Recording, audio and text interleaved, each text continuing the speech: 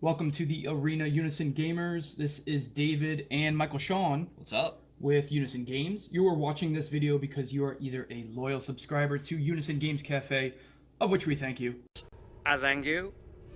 or you scanned the QR code on the bottom of your custom two-player starter deck. This is a themed starter deck that we're making between Warrior and Brute. Either way, in this video, we are going to go over the contents of this box and a couple strategies to remember when exploring the game. As this is a great jumping off point into the world of Flesh and Blood, we will also go through a couple turns just so you guys can not only follow along, but easily grasp some of the most common rules that you'll encounter when you're playing Flesh and Blood. If you have not already, go ahead and scan the code on the side. This is our Learn to Play video, and this will get you started learning some of the more common rules. But first things first, let's just take a look at the two heroes that you're going to get in this deck. We've got Rhinar, Reckless Rampage, the Brute, and Dorinthea, Ironsong, the Warrior. Alright guys, first things first, we've got Rhinar, Reckless Rampage. He is the Brute hero in your two-player starter. All you really need to know about Rhinar is his ability here. This is his trigger. Whenever you discard a card with 6 or more power, so something like a Brutal Assault, you'll notice power is the bottom left corner. Whenever you discard a card with 6 or more power during your action phase, Intimidate. Intimidate simply just takes cards out of your opponent's hand so that they cannot defend with them. So, cards like Savage Swing, because you might be asking, well, how do I discard a card? Discarding is not the same as pitch. You should know. Discarding, most of your attacks will say, as an additional cost, to play Savage Swing, discard a random card. So you'll place Savage Swing, you'll pay the resources by pitching cards, and then any card in your hand, let's say you have 2 cards left, your opponent would pick one, discard this card, so you lose Brutal Assault, but that 6 power is going to trigger Rhinar, you're going to intimidate your opponent. You also have a lot of cards that have Intimidate on the actual card, so you'll intimidate that as well. In a perfect world, you play a card that has Intimidate, has Go Again, and then lead up with an attack that lets you intimidate again, so that you can get multiple cards out of your opponent's hand, so that they cannot defend with them. So just to reiterate that, you can intimidate multiple times per turn. Let's take a quick look at Dorinthea. Alright guys, this is Dorinthea Ironsong, the Warrior in your two-player starter deck. The Warrior specifically utilizes the weapon here, Dawnblade, probably the most out of any class. So you'll notice here that your Dawnblade, simply, for 1 resource, you can attack with your Dawnblade.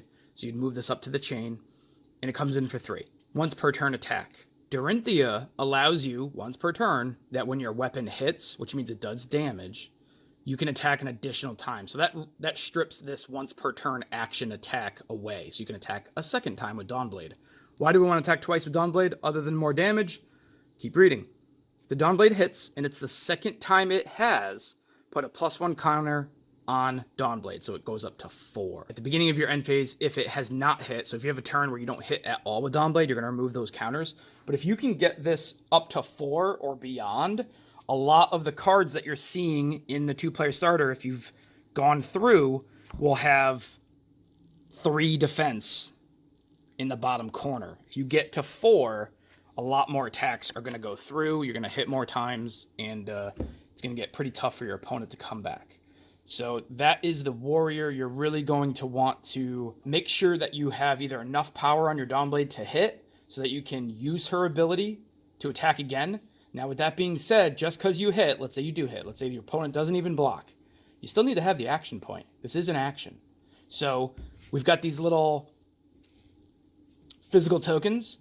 Sometimes it helps some of our players understand better when they have physical tokens, so feel free to make some of these yourself or use a quarter or something like that, just so you can kind of have a physical representation of your action point, because when you go to pay 1 with your Dawnblade and attack, that is an action. Anything with action is going to use your action point. Now that you've lost this, great, you've hit, use her ability so you can attack again, but you need that action point. Unless you have Go Again or some way to get this action point back, it doesn't matter that you can attack again, because you don't have that action point. All right, guys, now that you know kind of your strategy to have with both heroes, we're going to show a couple setup turns that you guys can follow along at home. First, we're going to show you what we want your starting hand to be, and the next 4 cards on the top of your deck. So stay tuned here. Hey guys, this is Michael Shawn, and I'm going to be playing the Brute in this this video. And what I want you guys to do is go through your Brute deck and pick out these 4 cards. So we're going to get blue Savage Swing, yellow Fate Foreseen, red Pack Hunt, and red Brutal Assault. That'll help you guys stay on track with the video that we're about to do. Alright, now that you got those 4 cards out of your deck for your starting hand, go ahead and put those aside. And now what I want you to do is take your deck and go through and get these 4 cards. We're talking yellow, Primeval Bellow, blue, Wrecker Romp, red, Barraging Beatdown, and red, Smash Instinct. We're going to take these cards and we're going to put them on the top of our deck. That way, after our first turn, our second turn, you'll be able to keep track with us as well. Alright guys, this is going to be our starting hand for Dorinthea. Go ahead through your deck and grab a blue Flock of the Featherwalker, a red Steelblade Shunt, a red Iron Song Response, and a yellow Driving Blade. This is going to be your starting hand, at least for this video that you guys can follow along at home. Alright guys, so now that we have our starting hand for this video, as you can see here, put this aside, go through the rest of your deck and find a yellow Sharpened Steel, a blue Hit and Run, red Biting Blade, and a yellow Flock of the Featherwalker. We're going to take these 4 cards and go ahead and put them right on top of our deck. That is going to be what we draw into for purposes of this video. Again, so that you guys can kind of follow along and see how a couple turns look playing Flesh and Blood.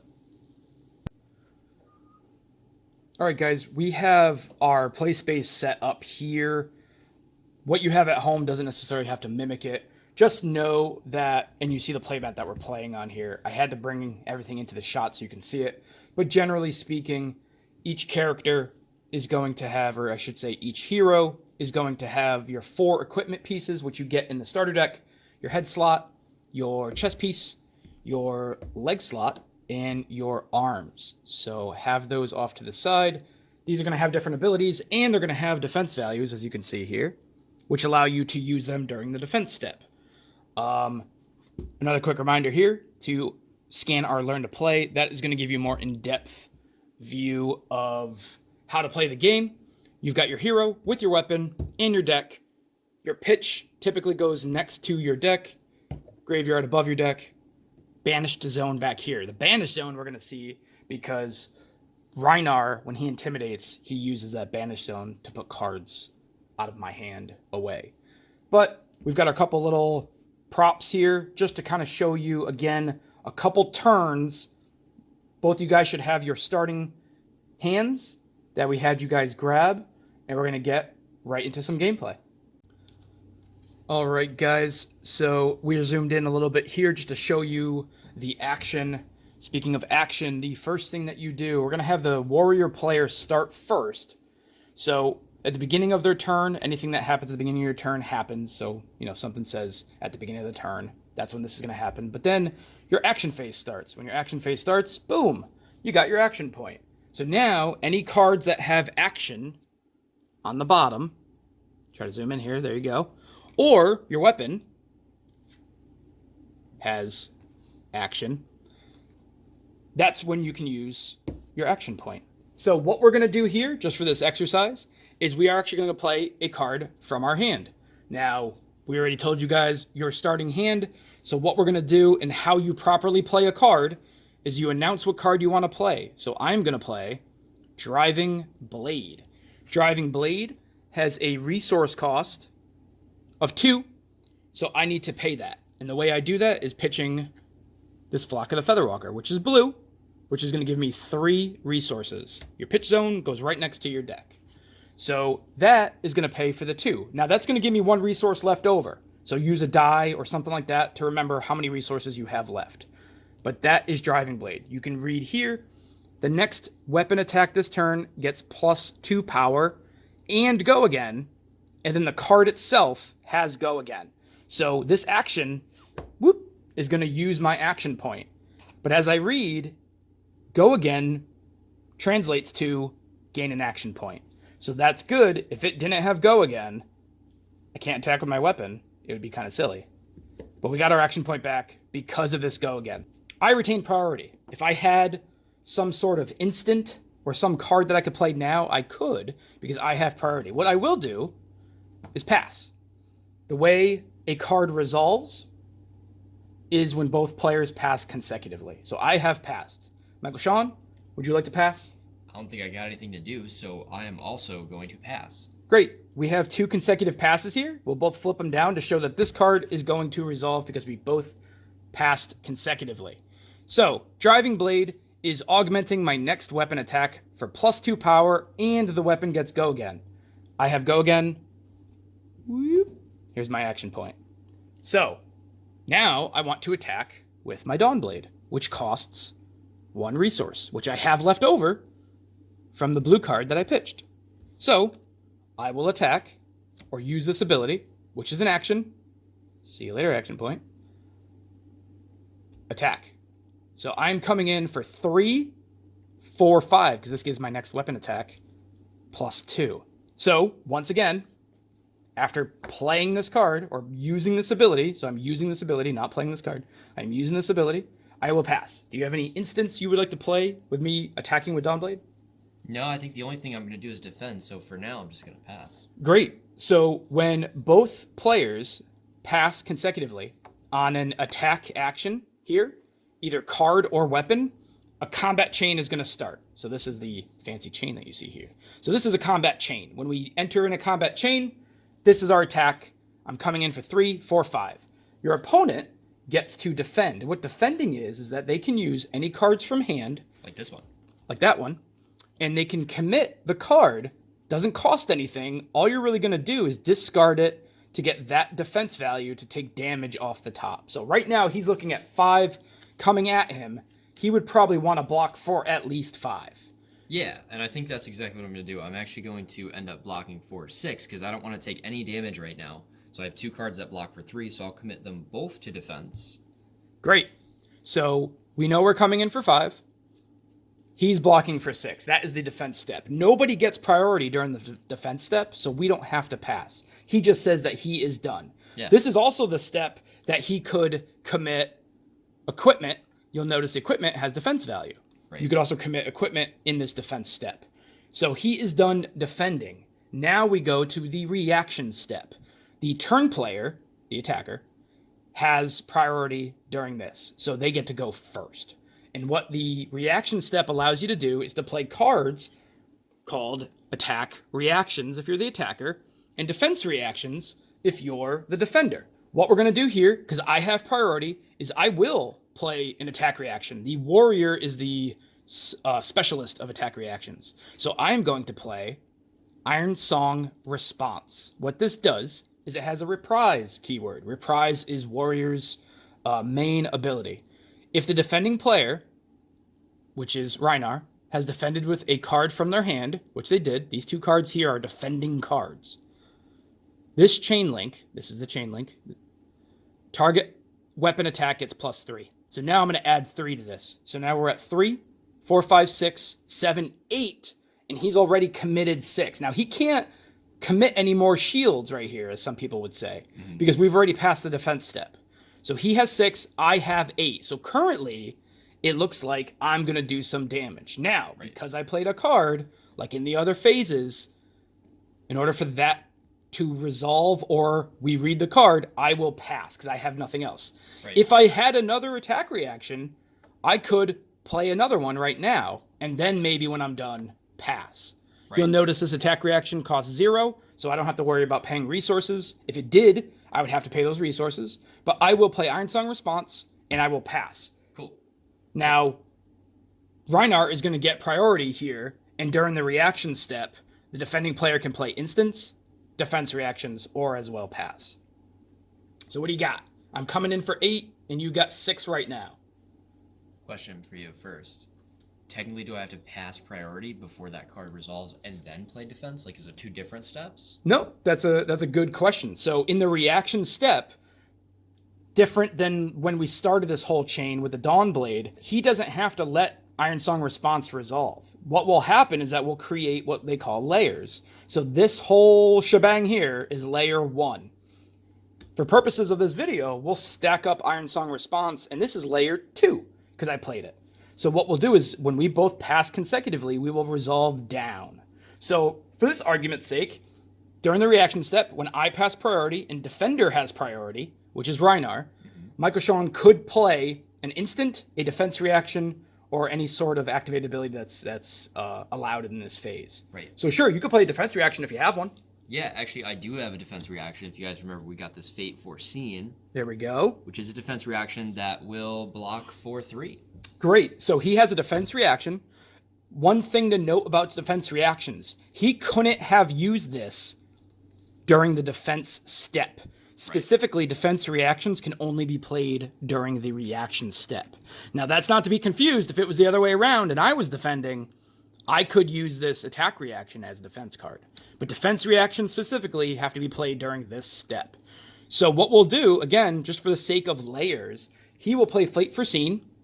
And now I'm going to turn off my pass button because we haven't passed consecutively. He played a card, so that kind of resets this whole priority window. So he played a card. Because he played a card, he's going to retain priority.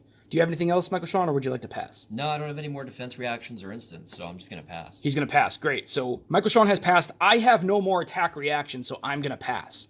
When both players pass consecutively, as you can see here, the top layer of the chain will resolve, and then turn player will get priority. So let's act that out here. Sure. We have both passed. Fate Foreseen is going to resolve.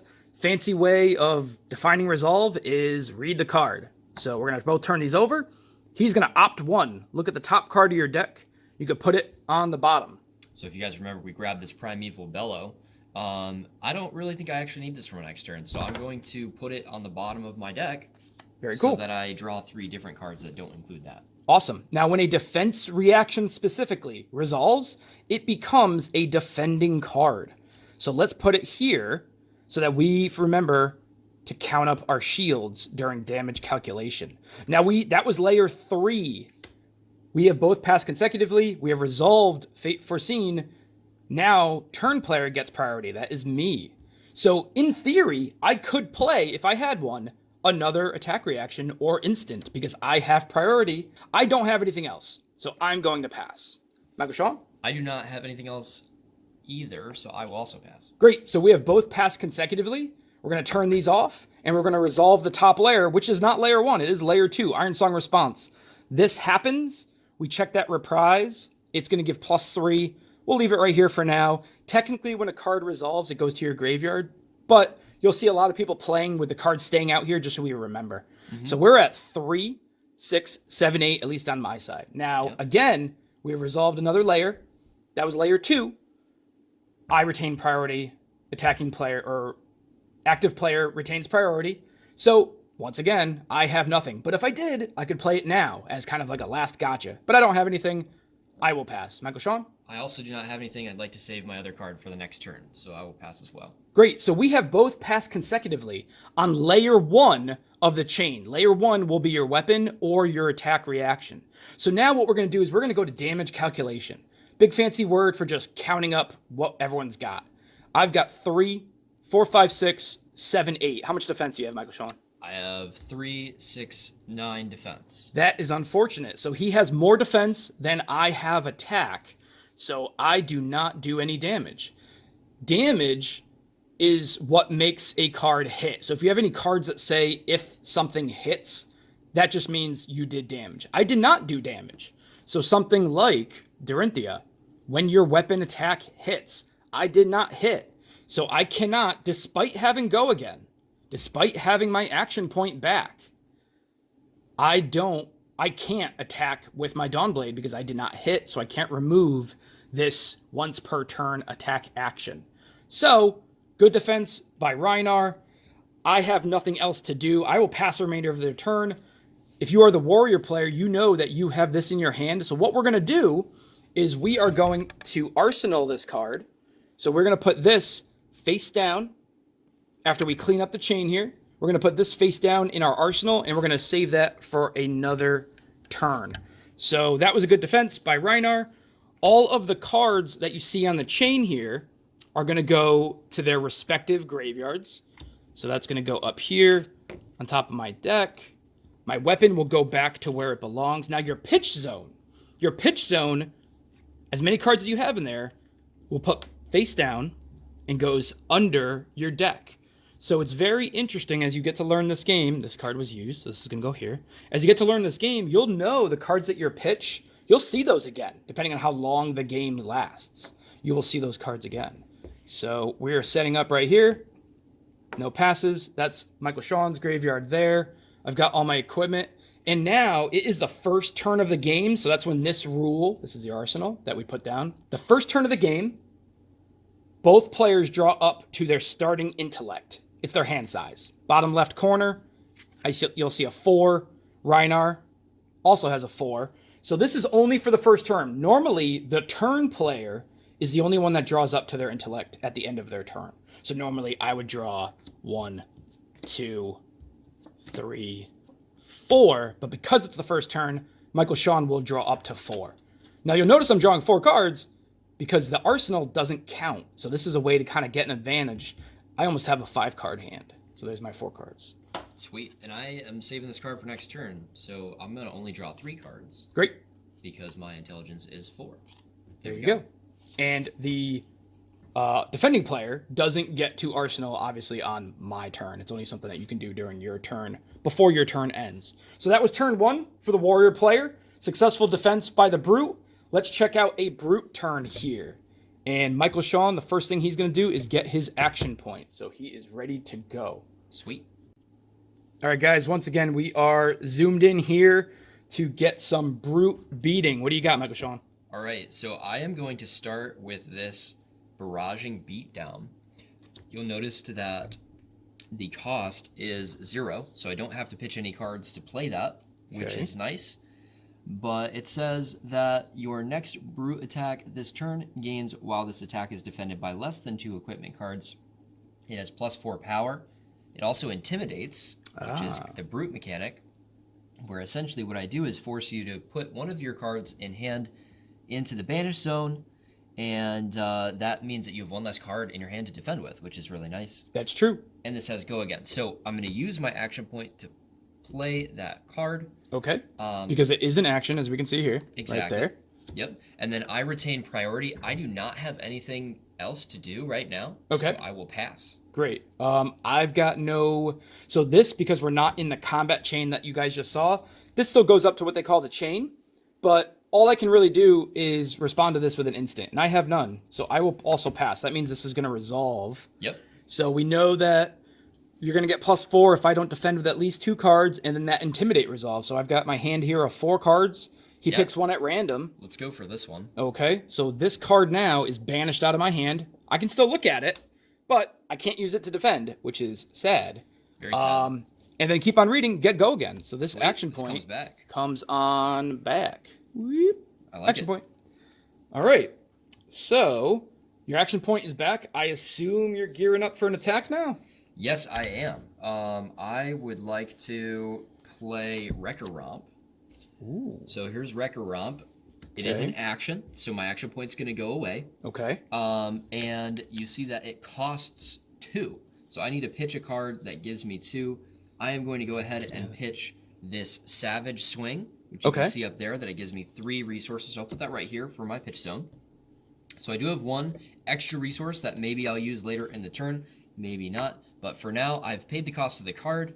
I have priority, but I don't have anything to play, and so I will pass to you. Do you have any instance that you would like to play in response? I do not, so I will pass and let that Wrecker Romp resolve. And when an attack action resolves, it creates a combat chain. So here we are, just like you guys saw with the Warrior. Yep. But yeah, we're reading here. As an additional cost to play Wrecker Romp, discard a random card. So that actually happens before we resolve, because it is an additional cost. Correct. Right. So he pitched here, and he's going to pitch. Now, you only have 1 card in your hand. I only have 1, so random would always choose this 1 card. It is Smash Instinct. Okay.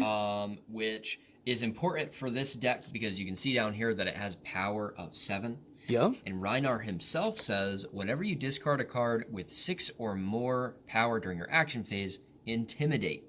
So what's going to happen is Rhinar is actually going to become a layer on this chain. All right. And for you guys at home, you can see that. So this is on top of the Wrecker Romp. We haven't even gotten to the defense step. because we have what they call as a triggered effect. Triggered effect is now a layer on that chain. Yeah. So we're back here because a triggered effect has happened, and that Intimidate is coming unless I got some crazy instant that stops that. Yeah. Which we don't. Right. So I'm going to pass my priority. You don't have anything. Yeah, so I'm going to you're have to do that as well. We both pass consecutively. Yep. Let's resolve that Intimidate trigger off of Rhinar. That's right. So I'm going to take this middle card here. Okay, that is also banished. That. So these 2 cards were banished, and we cannot use them. Okay, so I got 2 cards left in my hand to come and try to defend with what's coming up. So that trigger goes back. Yep, this comes back to me. Very cool. And now we're passing on this Wrecker Romp. That's right. You got priority. I don't have anything in my hand to play, so I'm going to go ahead and pass. Neither do I. So we will pass. This will start that combat chain. Here we go. So defense step to me. Now, guys, we only have these cards in our hand here. And that card is coming in for 6. 6, yes. So we can't even fully block and don't forget that if you don't block with 2 cards, if you don't defend with 2 cards, it gets +4. Oh, so that's not good. End up coming in for 10 instead of 6 if you don't defend with 2 cards. All right. Well, we got tricks up our sleeves, guys. You guys remember that Arsenal card? Now, the Arsenal, I'll address now. The Arsenal, you cannot defend out of, meaning defense step that we are now. You can't commit those shields. And you can't use that to pitch. So I can't use that Arsenal card to pitch to pay for something. Something to know. We got a plan. So coming in for 6, I'm going to defend with my Sharpened Steel here, which is only 3. So we're still scared of that barraging beatdown there. Right. But, all right, I will then say that that's all. Again, there is no priority during the defense step. So reactions, I guess, to you. We'll move right to the reaction step. Yeah, like I said before, I have no hand, so I definitely do not have any attack reactions. No attack reactions. Okay, so I assume you're going to pass? I'm going to pass, yeah. Great. So when the defender, which is now us as Warrior, gets priority, we can either pass, which I am not going to do because we do not want barraging beatdown. So what we will do is we will play the card out of our arsenal. We will announce that we're playing Steel Blade Shunt, which, as you guys can see, costs 1. Our last card is a yellow. We will pitch this to pay, gives us 2 resources. One of it will be for Steel Blade Shunt. And much like he had defense reactions on his turn, we now have a new layer. This is layer 2. And Steel Blade Shunt blocks for 6 if it defends a weapon, which this isn't a weapon, but if he did attack with his club here, it would do a little something different. It would do 1 damage to the attacking hero. But it's not, so we'll still get the 6 though. So I will, because I played a card, turning off your pass here, I played a card, so I will pass. And I unfortunately have nothing to do about that, so I will also pass. All right, so we have both consecutively passed on a layer. We'll reset these. This becomes a defending card. And now we have 2 defending cards to help us versus barraging beatdown. So I have, after we resolve the layer, the turn player gets priority. That's you. Do you have anything else? I don't have anything else. No. Still no cards in your hand? Still no cards. All right, and I don't have any more cards now that I've passed. Now that I've pitched my Flock of the Featherwalkers, I have no more cards to use. We have both consecutively passed on layer 1 of the chain. So now we're going to go damage calculation. So let's check this barraging beatdown. Make sure this isn't going to trigger here. Your next brute attack this turn gains, while this attack is defended by less than 2 non-equipment. So this is not less than 2. We have defended with 2 cards. So this isn't going to give him +4, which is great. So what do you got? You got 6 damage? I got 6 damage, yeah. And I've got 9 defense. So we as the Warrior have successfully defended against Rhinar the Brute. And guys, that's just a couple turns of Flesh and Blood. You can kind of see the ebb and the flow of how a game of Flesh and Blood goes. A lot of it has to do with the cards that you draw, how well you pitch, and how well you use your action point smiley face. So yeah, good defense by you, sir. And you as well. We had a good defense as well, yeah. So guys, thank you so much for not only purchasing the 2-player starter deck that you see here, but by subscribing to Unison Games Cafe's YouTube channel. We are doing a ton more custom products. Monarch is on the horizon.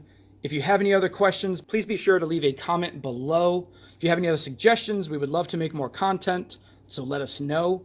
Thanks for joining us in the arena here, guys.